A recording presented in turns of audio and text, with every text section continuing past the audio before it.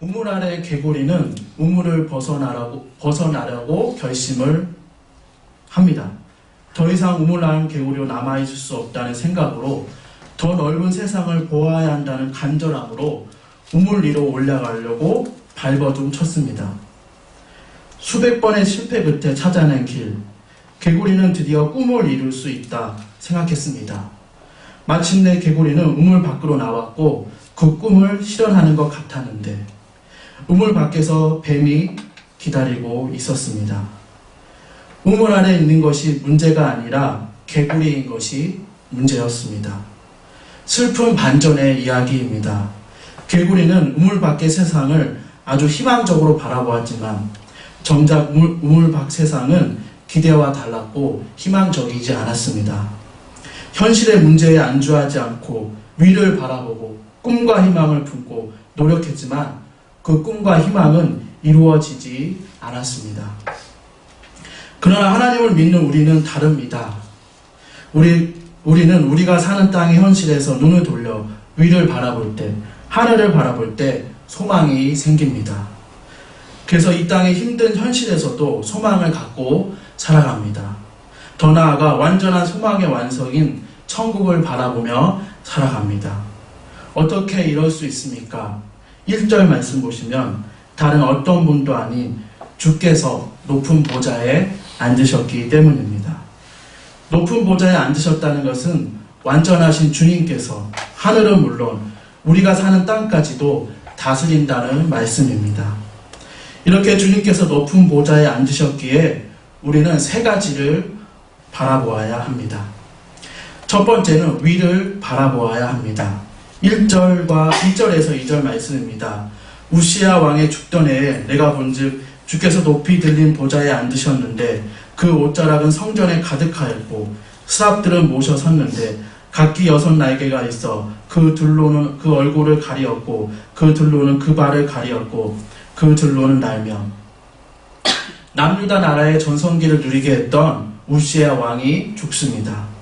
정치적으로 혼란한 상황이 오게 되고 종교적으로는 이미 부패하고 혼란한 상황 가운데 있었습니다. 이러한 상황 가운데서 이사야 선지자는 깊은 시름에 잠기게 되고 그래서 위로를 받고자 하나님의 성전으로 나아가게 됩니다. 중요한 것은 아무리 힘든 상황이 오더라도 자신이 누구인지 어떤 사람인지에 대한 정체성이 흔들리지 않았습니다.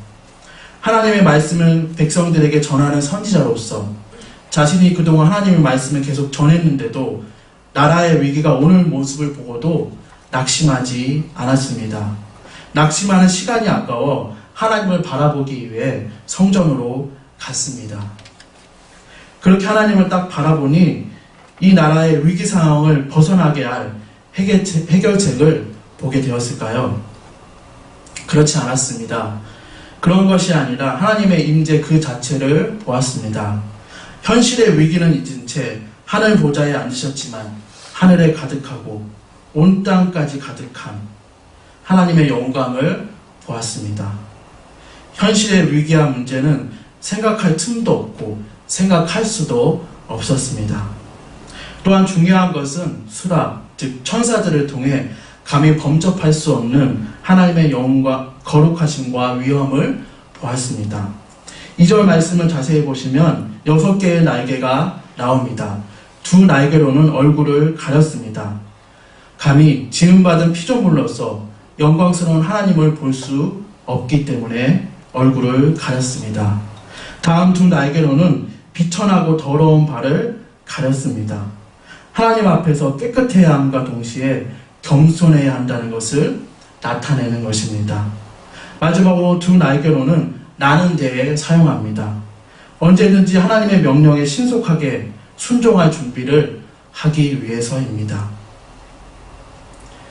우리도 위를 바라보아야 합니다. 현실의 문제와 상관없이 위를 바라보아야 합니다. 지금 잘 되고 있든지 힘들게 살아가고 있든지에 전혀 상관없이 하나님을 바라보아야 한다는 것입니다. 그냥 내 생각과 내 뜻에 따라 하나님을 바라보는 것이 아니라 이사야 선지자와 같이 하나님의 전을 사모하여 나올 때에 하나님을 제대로 바라볼 수 있다는 것입니다. 우리 개개인은 하나님으로부터 받은 성령의 전인 동시에 예수님의 몸인 교회의 지체입니다. 교회를 떠나 살 수 없습니다. 그래서 이런 교회를 중심으로 하나님을 제대로 바라볼 때 하나님 앞에서 와 세상 가운데 깨끗하고 겸손하게 살게 됩니다. 하나님이 말씀하시면 언제든지 순종할 수 있는 믿음과 용기를 받게 됩니다. 그래서 우리는 현실에 어떤 문제와 위기가 있다 할지라도 높은 보좌에 앉으신 하나님의 다스림 앞에서는 그것이 아무것도 아님을 깨닫게 됩니다.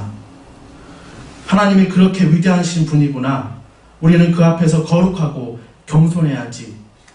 이 중요한 것을 깨닫게 되는 것입니다. 우리 모두 위를 바라봅시다. 세상 가운데 살면서 높은 성공의 기준을 바라보는 것이 아니라 그것이 중요하지 않다는 것도 아니고 현실의 문제가 얼마나 힘든지 모르고서 하는 말도 아닙니다. 하나님의 임재와 다스림으로 살기 위해 항상 교회를 사모하며 그곳에서부터 흘러나오는 은혜로 사는 것이 우리의 참된 모습이기 때문입니다. 두 번째는 안을 바라보아야 합니다. 5절 말씀입니다. 그때 내가 말하되 화로다 나여 망하게 되었도다. 나는 입술이 부정한 사람이요 입술이 부정한 백성 중에 거하면서 만군의 여호와이신 왕을 배웠음이로다. 이사야 선지자는 하나님의 영광에 놀라고 하나님의 위엄 앞에 겸손해지자 자기 자신이 어떤 사람인지 바라보게 됩니다. 자기의 안을 바라보게 됩니다. 백성들 앞에서 존경받는 선지자로서가 아닌 죄인에 불과한 한 인간으로서 하나님 앞에 서게 됩니다. 자신이 정말 하나님의 임재를 보게 되자 망하게 되었다고 고백합니다. 거룩하신 하나님을 본 자는 반드시 죽을 것이라는 출애굽기의 말씀을 기억했기 때문입니다. 그것으로 끝나지 않고 구체적으로 자신의 죄가 무엇인지 고백하고 있습니다. 바로 입술이 부정하다라는 것입니다. 입술의 죄는 인간의 모든 죄를 대표한다고 할 수 있습니다. 예수님의 말씀대로 마음속의 모든 더러운 생각이 입술을 통해서 드러나기 때문입니다. 그런데 이렇게 개인적 차원의 죄를 고백하는 것을 넘어서 공동체에 대하여서도 자신의 죄를 고백합니다. 입술이 부정한 백성 중에 거하면서 만군의 여호와이신 왕을 배웠음이로다. 하나님의 심판을 벗어날 수 없는 남유다 백성과 같은 공동체에 자신도 속해 있다는 것입니다. 공동체 일원으로서 공동체의 죄에 대한 책임감을 깊이 깨닫고 있다는 것입니다. 유아 교육을 담당하는 한 사모님의 이야기입니다. 유치원의 미술 시간에는 보통 꽃, 사자, 호랑이, 로봇 등을 그리게 합니다. 그런데 아이들에게 로봇이나 사자를 생각하게 하고 색칠하게 하면 아이들의 마음속에 무엇이 들어오겠습니까? 로봇이나 사자가 들어오게 됩니다. 그래서 그 사모님은 미술 시간의 그리기 수업을 다르게 진행해 보았습니다. 아이들에게 맨 처음에 아빠를 그리게 하고 엄마를 그리게 했습니다. 장난감이나 짐승이 아닌 부모를 생각하게 했습니다. 대부분의 아이들은 엄마는 예쁘게, 아빠는 화가 난 모습으로 그렸습니다. 또 정반대의 아이도 있는데 그것을 보고 그 아이의 생각을 바로 잡아준다고 합니다. 아이의 생각을 바꿔주는 것입니다. 1년 동안 엄마 아빠를 표현하는 그림을 30여 장 그리게 하는데 이를 통해 부모에 대해 좋은 이미지를 자꾸 심어준다고 합니다. 중간쯤 가면 엄마에 대한 생각이 바뀐 아이는 엄마를 그린 그림도 달라지는 것을 볼 수 있었습니다. 놀라운 점은 그 아이가 집에 가서 엄마를 대하는 태도도 달리한다는 것입니다. 부모에 대한 생각을 바꿨으니까 부모를 대하는 태도도 달라지는 것입니다. 내면의 생각을 바꾸니 거기서부터 나오는 태도와 행동도 바뀌었습니다. 아이의 내면에 좋은 것이 있었다기보다는 좋은 것을 마음속에 심어주었기에 밖으로 좋은 것이 나온 것입니다. 우리도 우리 안을 바라볼 때에 좋은 것이 있습니까? 우리 안에서 선한 것을 찾을 수 있습니까? 그래도 우리가 한 번이라도 더 찬양하고 한 번이라도 더 기도하고 한 번이라도 더 말씀 듣기 때문에 이만큼이라도 좋게 살고 이만큼이라도 신앙생활하고 있습니까? 그렇지 않더라도 괜찮습니다. 6절에서 7절 말씀입니다. 때 그 사람이 하나가 화저로 단에 취한 바 핀 숯을 손에 가지고 내게로 날아와서 그것을 내 입에 대며 가로되 보라 이것이 내 입에 닿았으니 내 악이 제하여졌고 내 죄가 사하여졌느니라 하더라. 우리가 입술이 부정하고 죄가 많은 세상 속에 살더라도 하나님이 그 죄를 용서하시기 때문에 괜찮습니다. 그리고 중요한 것은 이것입니다. 로마서 3장 25절에서 26절 말씀입니다. 잘 들어보시기 바랍니다. 이 예수를 하나님의 그의 피로써 믿음으로 말미암는 화목 제물로 세우셨으니 이는 하나님께서 길이 참으시는 중에 전에 지은 죄를 관과하심으로 자기의 의로우심을 나타내려 하심이니 곧 이때에 자기의 의로우심을 나타내사 자기도 의로우시며 또한 예수 믿는 자를 의롭다 하려 하십니다. 예수님 때문에 우리 죄를 용서해 주시고 우리가 예수님을 믿으면 의롭다 해주시는 것입니다. 하나님과 올바른 관계가 되었다는 것이고 하나님이 예수님을 통해 우리가 좋다고 하시고 우리의 부족한 모습도 예수님 때문에 좋게 봐주시는 것입니다. 이것으로 끝나지 않고 우리 안에 좋은 것을 주셨습니다. 이로 말미암아 우리가 바뀌고 변화된 삶을 사는 것입니다.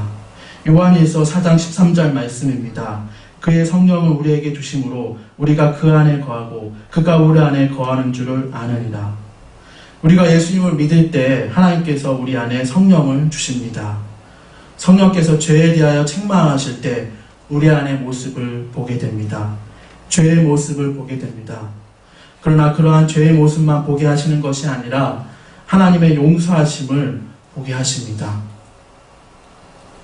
우리가 입술이 부정하여도 하나님께 용서받았다 말씀해 주십니다. 이것을 중요하게 생각하며 죄에 대해서 아파해야 하지만 하나님의 용서하심에 감사하며 패배 주위에 머물러 있지 않아야 합니다. 그래서 담대하며 평화 가운데 살아가야 합니다. 우리 안에 성령께서 거하시기 때문입니다. 또한 입술이 부정하고 죄가 많은 세상 속에 살면서 이사야 선지자처럼 우리 자신도 책임감을 느끼며 이 나라 이 민족을 위해 기도하는 우리 모두가 되어야 합니다. 마지막 세 번째, 밖을 바라보아야 합니다. 8절 말씀입니다. 내가 또 주의 목소리를 들은즉 이르시되 내가 누구를 보내며 누가 우리를 위하여 갈고 그때 내가 가로되 내가 여기 있나이다 나를 보내소서. 밖을 바라본다는 것은 위도 바라보고 안도 바라보았으니 이제 은혜 받았다 끝이 아니라 어떻게 보면 자기 만족에 머물러 있는 것이 아니라 이제 세상을 바라보라는 것입니다.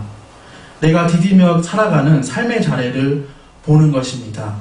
내가 속해 있는 직장을 바라보고 내가 운영하는 사업을 바라보고 내가 살아가는 가정을 바라보는 것입니다.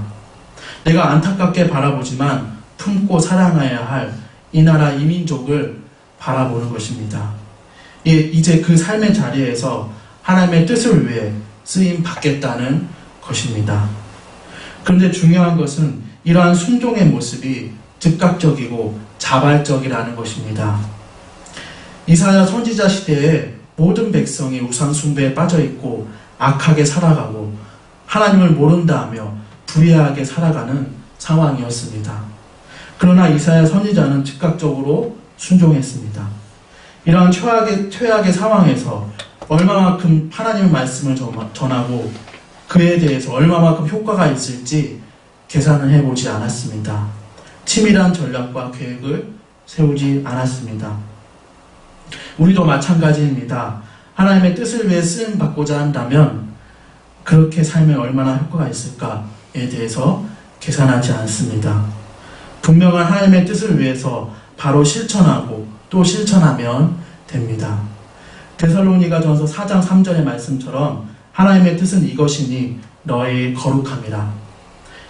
교회에서는 괜찮지만 삶의 자리에서 찬양하고 기도하고 말씀 묵상하는 것이 주변의 다른 사람에 비해서 아주 튀어 보이는 것 같고 이상해 보입니다. 그러나 그렇게 다르게 사는 것이 하나님의 뜻입니다. 가정 예배를 드리기 어려워도 애들 공부하는 시간을 뺏는 거 아닌가 눈치 보여도 반강제로 가정 예배를 드린 것입니다.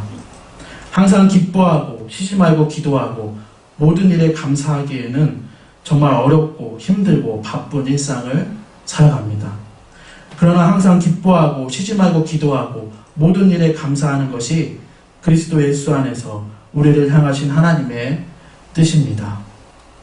이제 말씀을 마치겠습니다. 주께서 높은 보좌에 앉으셔서 우리를 다스리십니다. 우리가 다 깨닫지 못할 뿐이지 주님의 영광이 온 땅 구석구석 가득합니다. 그래서 잘 되고 있든지 아주 힘들어 지쳐 있을지라도 위를 바라보며 삽시다.